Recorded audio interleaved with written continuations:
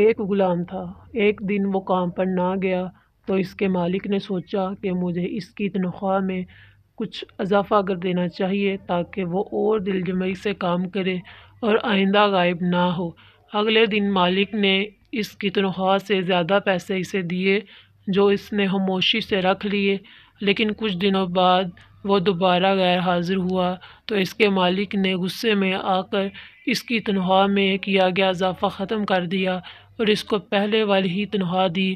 غلام نے اب بھی خاموشی اختیار کی تو مالک نے کہا، جب میں نے اضافہ کیا تو تم خاموش رہے اور اب جب کمی کی تو پھر بھی خاموش ہو، کیوں؟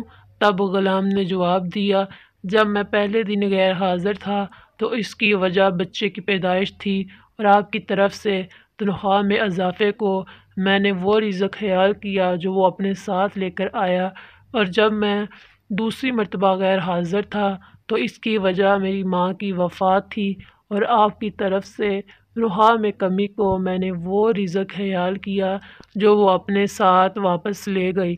پھر میں اس رزق کے خاطر کیوں پریشان ہوں جس کا ذمہ خود اللہ تعالیٰ نے اٹھایا ہوا ہے۔